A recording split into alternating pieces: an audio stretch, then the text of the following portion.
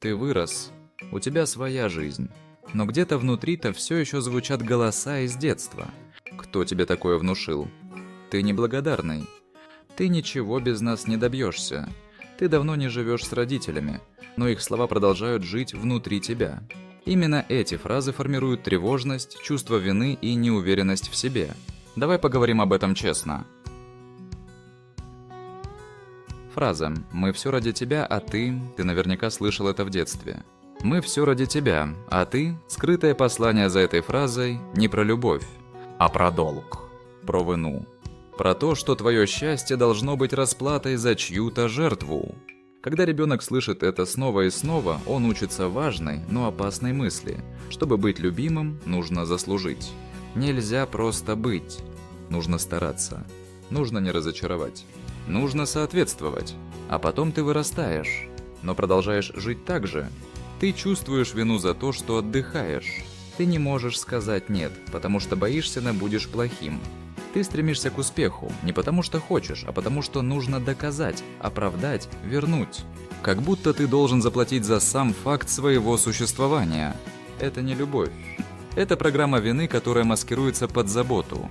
Но ты имеешь право жить для себя. Не как компенсация, а как человек, который достоин просто быть. Родители могут делать многое, но их выбор жертвовать остается их выбором. Ты не обязан платить за это всю жизнь. Ты можешь быть благодарным и все равно ставить себя на первое место. Ты можешь быть любящим и все равно не соглашаться на манипуляции. Любовь – это не сделка. И ты не должник. Фраза «Ты нас позоришь». Ты делал что-то от души. Рисовал, пел, надел яркую одежду и вдруг слышал «Ты нас позоришь». В этот момент ребенок не понимает, что именно он сделал не так. Он просто начинает стыдиться себя, своего выбора, своих чувств, своей свободы. Стыд становится способом контроля. Он заставляет тебя быть удобным, заботиться о репутации, а не о себе, прятать настоящее желание, чтобы не выглядеть неправильно. Во взрослой жизни это превращается в постоянное напряжение. А что подумают? А если осудят? А вдруг я ошибаюсь? Ты не слышишь себя. Ты слышишь голос из прошлого, который учил. Не выделяйся, не выделывайся, не позорь нас. Но правда вот в чем. Стыд – это не твоя эмоция. Это их реакция, их страх, их сценарий.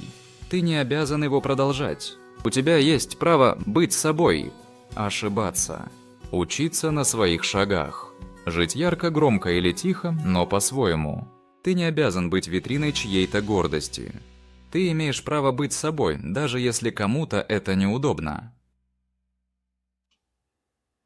Если ты узнал в этом себя, если чувствуешь, что старые раны до сих пор болят, не оставайся с этим в одиночку. По ссылке в описании ты можешь найти проверенного профессионального психолога, без стыда, без давления, в безопасном формате. Иногда один разговор меняет все. Не потому что все становится легко, а потому что тебя наконец-то понимают. Ты заслуживаешь быть услышанным. Перейди по ссылке, просто посмотри. Возможно, это будет начало перемен. Фраза «ты слишком чувствительный», «ты плакал», тебе говорили «ну ты чего, разнылся», ты злился и слышал «не будь таким истеричным», ты тревожился и получал «да не выдумывай», эта фраза кажется безобидной, но она обесценивает твои чувства. Как будто с тобой что-то не так. Вместо поддержки ты получал сигнал. То, что ты чувствуешь, неправильно, а значит, ты сам неправильный. И ты начинаешь сомневаться в себе. Ты учишься молчать, сдерживаться, подавлять. Но эмоции не исчезают. Они накапливаются. И однажды превращаются в выгорание, тревожность, психосоматику. Важно понять, ты имеешь право чувствовать. Эмоции – не слабость. Это твой способ понять себя. Это твоя система безопасности. Если ты чувствуешь тревогу, возможно, что-то действительно не так. Если ты злишься, возможно, твои границы нарушены. Если тебе больно, это повод услышать себя, а не заткнуться. Ты не слишком чувствительный. Ты живой. И это не нужно чинить. Сейчас, как взрослый, ты можешь разрешить себе плакать, радоваться, злиться, быть разным. Ты не обязан быть удобным. Ты имеешь право быть настоящим. Фраза «без нас ты никто» вроде бы забота, вроде бы поддержка, а на самом деле контроль под маской любви. Когда тебе повторяли «без нас ты бы пропал», «мы все для тебя сделали», «ты обязан нам всем», ты начинал чувствовать не благодарность, а вину. Ты не учился быть самостоятельным. Ты учился, что свобода – еще предательство, что быть собой и бросить тех, кто тебя вырастил. И теперь во взрослой жизни ты боишься сделать шаг в сторону. Тебе страшно принимать решения, переезжать, отдаляться. Ты все время оглядываешься, а не обижу ли я? А не разочарую? А вдруг скажут, что я предал? Но правда в том, что твоя жизнь принадлежит тебе. Не родителям, не их страхам, не их ожиданиям. Ты можешь быть благодарным и все равно строить свою дорогу. Ты можешь помнить хорошее и не жить чужой жизнью. Ты не продолжение их тревог. Ты отдельный человек. И если ты когда-нибудь почувствовал, что без них ты никто, напомни себе, ты есть. И ты достаточно. Почему это продолжается даже после взросления? Казалось бы, ты уже вырос, живешь отдельно, но внутри все те же чувства. Потому что голос родителей становится твоим внутренним голосом. Ты больше не слышишь их напрямую. Теперь ты сам говоришь с собой их словами. «Я не справлюсь», «Я недостаточно стараюсь», «Кто меня вообще полюбит?» И это не твой голос. Это то, что ты слышал в детстве. То, что вросло в тебя. Стало привычным. Но вот хорошая новость, это можно переписать. Осознанность – первый шаг. Когда ты замечаешь «сейчас я снова себя обесценил», это не я.